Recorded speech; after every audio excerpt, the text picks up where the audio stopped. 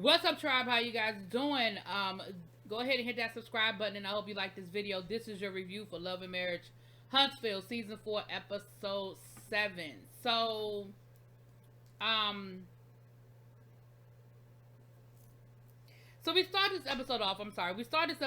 We have Destiny and Kimmy down to Madani, and honestly, I just feel like it's the same conversation we've had 3 times already. What's wrong with you and Mel? Why you and Mel ain't friends, girl? I don't know. She said I was talking about her with Tisha. Melody, so Kimmy was like, well, listen, I want to maybe figure out a way that I can bring everybody together. Look, I don't know if I can fix it, but dang it, let's try. And she was like, okay, girl, well, let me know where to be, where to be there, and what I got to do. Can I leave if I want to? And Kimmy was like, I mean, girl, if that's what you feel like you need to do, but I'm just gonna bring y'all together and see if I can try to work this out, child. I don't know. So Kimmy gonna have an event, child. It end up being Galentine because this is around Valentine's Day. So I'm in my mind, I'm like, hell, they just did this 2 months ago. Woo, this is some raw. No wonder they acting a fool on the internet, because this just happened. All this stuff just went down. So anyway. So then we see Maurice and we see Martell, and Martell is just sort of reiterating the conversation to Maurice about about Martell wanting to buy back into the business. And Maurice was like, well, I got a question. You gonna sell your shares to Martell? Because he was like, the only problem is Letitia. And he was like, so if y'all do agree to let Martell come back in the business, who's selling shares? Like, who's giving him a percentage?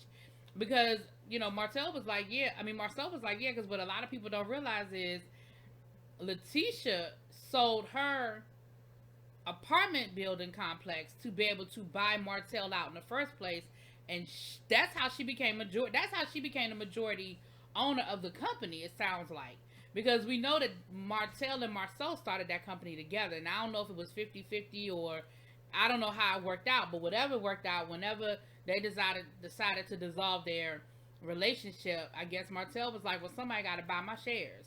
And Letitia was able to liquidate some assets, and she was the one to be able to do it. Now, granted, they're husband and wife, so at the end of the day, it is what it is. But I guess that's how that whole thing worked out.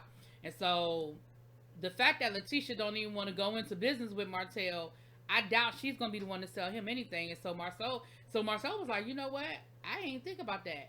So I think once Maurice put it to Marceau that way, he was kind of like, oh, well, I guess ain't nobody selling nothing because I'm not selling none of my stock. The other thing Maurice brought up was, you guys worked together when y'all did work. It was good until it wasn't, right? So what is it that you're going to do to make sure that y'all not kind of in that space again? And Marceau, Marceau told him, well, I wanted to start off with a small project to see how it works out, because ain't no needing us going into something if we're going to end up right back where we started. Like, I want it to be, I want it to be a good thing. And then Maurice brought up the fact that Martell need to get his damn building license. Like, we see another scene later on in the episode where Martell is meeting up with his business partner, Fred. And again, we remember last year, he hooked up with Fred basically because Fred has a builder's license and Martell doesn't. And Martell, instead of Martell going and getting his damn builder's license, he keeps finding people he can work with and partner with so that he doesn't have to get his builder's license. And he even said to Fred, well, I just figure, we got this partnership working. They don't need me going out and getting my license because I got you. And Fred was like, that's cool, but what if we fall out? Like, me and you could fall out today, and you right back where you started. And so what this says to me is, Martell, you can't pass the exam. Because it doesn't make sense to me why after everything you went through with you and Melody breaking up and you basically having to start from scratch, that you would willingly put yourself in a position to have to do it again if, God forbid, you fall out with these people. Why would you want to continuously put your future in somebody else's control if you didn't have to? So, the rumors were that you can't pass the exam, and I'm just believing it now. I'm believing it. You, whatever it is, right now you might just have a block. You know, at a certain point, you people get. I have friends of mine who are teachers, and they're really, really good teachers, and they cannot pass that damn teacher's test. They cannot pass the praxis, okay? And they have taken it, and now I just think they got a block. So it doesn't mean that Martell is. Y'all know I don't give Martell a lot, but I'm gonna give him this one. Don't mean Martell is stupid, because we know Martell was doing the business of contracting. He just can't pass the damn exam for whatever reason. Anyway, moving on. So we see Melody visit her counselor, and basically what Melody is telling her counselor is, look, the Melody of old is not the Melody of new, and you know, if I feel like I'm being pushed, if I feel like I'm being disrespected, you know, I'm not walking away anymore, because you know Melody good for walking away. She said, I'm not walking away anymore. I'm gonna stand in it, and I'm gonna let somebody know you will not disrespect me. You not gonna treat me no kind of way. And if I you know, I'm just not that person anymore. And her therapist was like, well, I want you to think about finding that peace. Like, what is your peace? And so she said she liked to meditate, and she was like, well, you know, what is it that you do when you find yourself in that space? And, you know, that's why she said, she was like, listen, you know, the doctor was trying to, her therapist was trying to tell her, basically, I think the therapist was trying to tell her, don't choose violence. And Melody was telling her, I am. Because I used to not choose violence, but I am. And I don't literally mean violence, okay? But just, I'm not going to walk away. Like, I'm going to stand in the gap, and I'm going to defend myself. And if it's a conflict, then it just has to be a conflict. But I used to be the person that will walk away, and I'm just not that person anymore. And a part of me understands it, and a part of me is like, okay. All right then. You know what I'm saying? So we get to the Galentine, and Kimmy is there, and Tiffany gets there. You know, Tiffany and Kimmy are there first. And, you know, Kimmy is explaining to Tiffany, you know, what the goal is of the night and, you know, what it is they're trying to accomplish. And she said, listen, we may not walk away from this, you know, in any better place than we're in now, but I just feel like I need to try.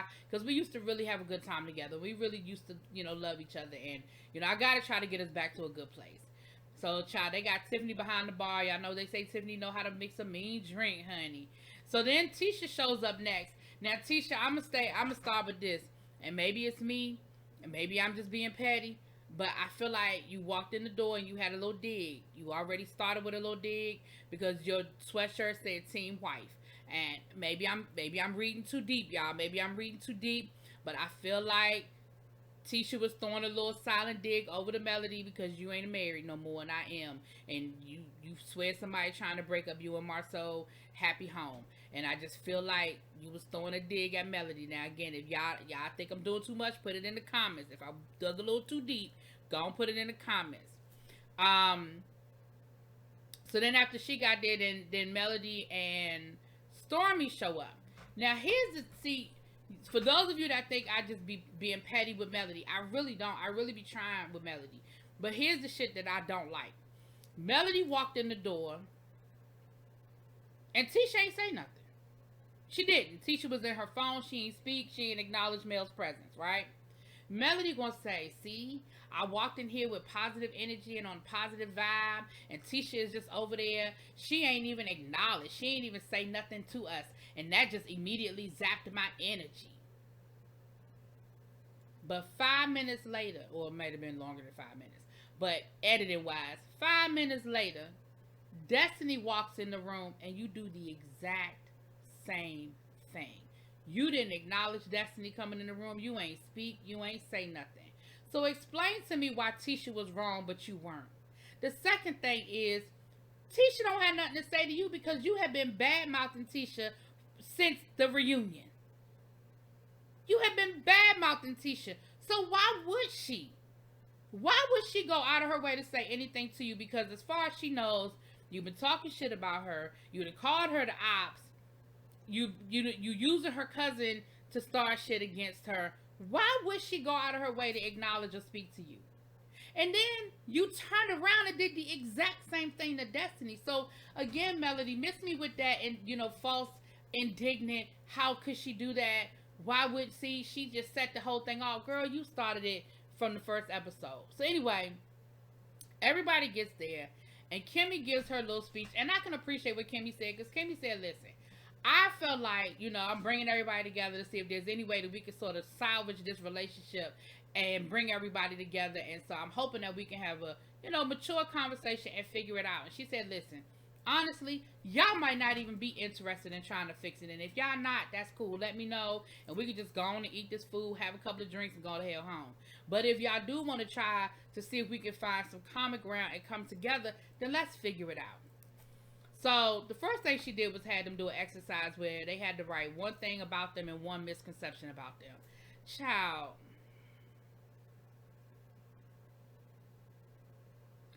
The two people that we're going to talk about, because I ain't going to talk about everybody. The two people we're going to talk about is Tiffany, who didn't understand the instructions, first of all, and did it wrong. But she said, people think I'm messy, but I really don't like mess. And Destiny, who said, people think I'm aggressive. Destiny, you are. Your face says it. When people, your face, you have resting bitch face. Your tone is aggressive. Now, you might be better than what you were, but that doesn't mean that you are no longer, like, you know what I'm saying? Like, just because you better than you were, don't mean that you fixed. I shouldn't say that because you're not broken, but y'all know what I'm trying to say. We don't know the old Destiny, but this Destiny aggressive. Now, maybe the old Destiny was aggressive times 2, but this one's still aggressive. So they go through the whole exercise, and Letitia said, look, forget all that. I just want to know, because I heard people had a whole lot to say about Tisha. And I just want to let y'all know that Tisha's right here. Her job is looking for me. Bitch, here I go. If you got something to say about Tisha, say it to me. Say it to my face, because I'm here right now. Hair flip, hair flip, hair flip. And I was like, now on that when I was with Melody, I was like, that was real. Now that was aggressive.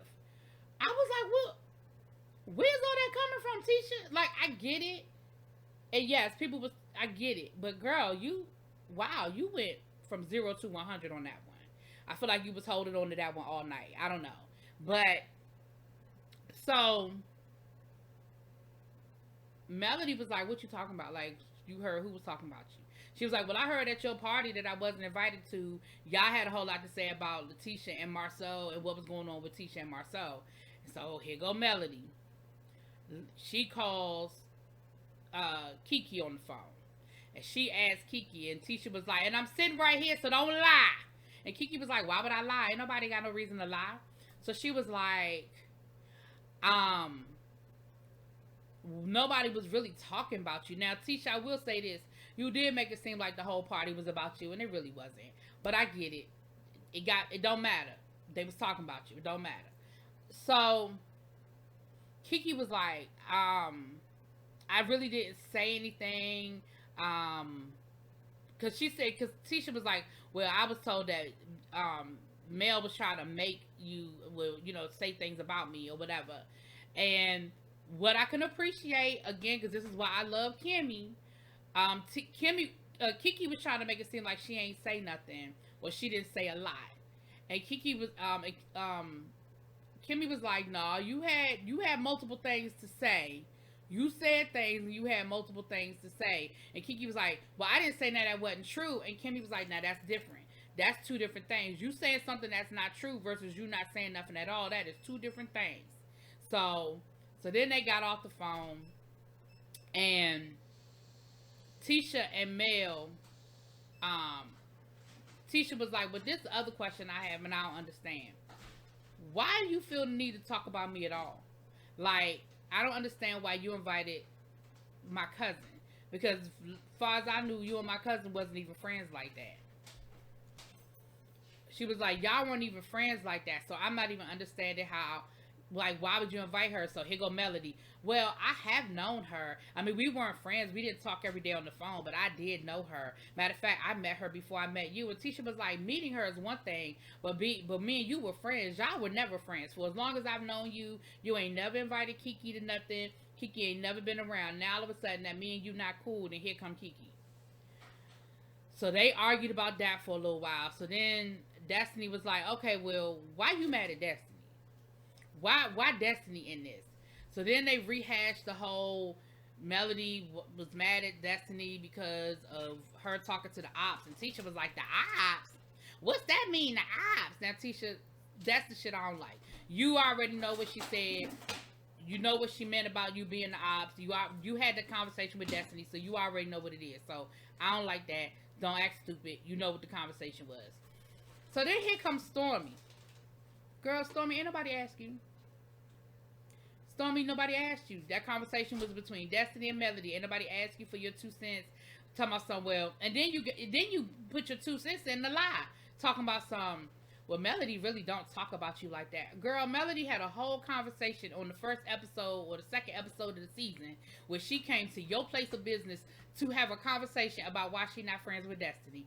Y'all was at Cinco de Mayo. Well, it wasn't Cinco de Mayo, but y'all was at Taco Tuesday, and y'all had a whole conversation about why Melody ain't friends with Destiny. So don't sit here and act like Melody don't talk about Destiny, because we have seen 2 scenes where Melody talked to you about Destiny. And granted, when y'all not filming, she might not talk about Destiny, but that is not the point, and you know it. The point is, on camera, we saw it twice, and you was sitting there both times. So don't interrupt to lie. Because that was a whole lie, girl. And of course, that's all Melody wanted. Exactly. I don't be talking about them. Exactly. Girl, you lying. You've been talking about her the whole season.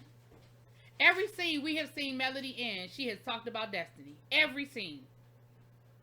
Anyway. So next thing you know, child. So then Destiny and Stormy get to arguing. No, let me rewind. When Melody and Tisha was arguing, Melody done messed around and called Tisha a bitch. Baby, Tisha got up like she was ready to fight. I said, oh, Lord. Tisha was like, see, that's what we're not going to do. Like, it was no need for you to call me out by name. And Kimmy was like, and Melody was like, well, people calling me girl. People calling me girl. First of all, we are not going to compare girl to bitch. That's what we're not going to do. Girl might be condescending. Girl might be your pet peeve. Girl might even hit you the wrong way. But let's not compare it to somebody calling you a bitch. Okay, Melody? You called Tisha a bitch, and Tisha was like, whoa, wait a minute, what's up? Like, it's no need for you to call me out my name like that. Like, that is so unnecessary. That's number one. Then, like I said, Destiny and Stormy get to arguing, and baby, Destiny and Melody got to arguing. Stormy interjected. They got that whole thing calmed down. Kimmy was able to calm everybody down. And Destiny was like, okay, okay, fine, Mel. Explain to me what the problem is. Stormy gonna say, I wouldn't even talk after that. Bitch, nobody would... See, I just did it. My bad. Girl, wasn't nobody talking to you? Stormy, again. Stormy is doing a Tiffany. Nobody was talking to you. And that's what Destiny said. Destiny said, girl, nobody was talking to you. Well, I was talking to you. I'm just saying. She said, but I'm talking to Mel. This ain't got nothing to do with you. This is between me and her. Child. So then Stormy and Destiny got to arguing, and they got to going back and forth, and Destiny was like, girl, you don't know me, you don't want none of this. Stormy was like, girl, you don't know me, you don't want none of this. Baby, Destiny stood up, Stormy stood up. Next thing you know, we trying to separate them. Melody trying to get Stormy to sit down. Kimmy and Letitia's pulling Destiny back. Baby, that's where the episode ended. We gonna get part 2 next week. Child, y'all let me know what y'all think. I'll talk to y'all later. Peace.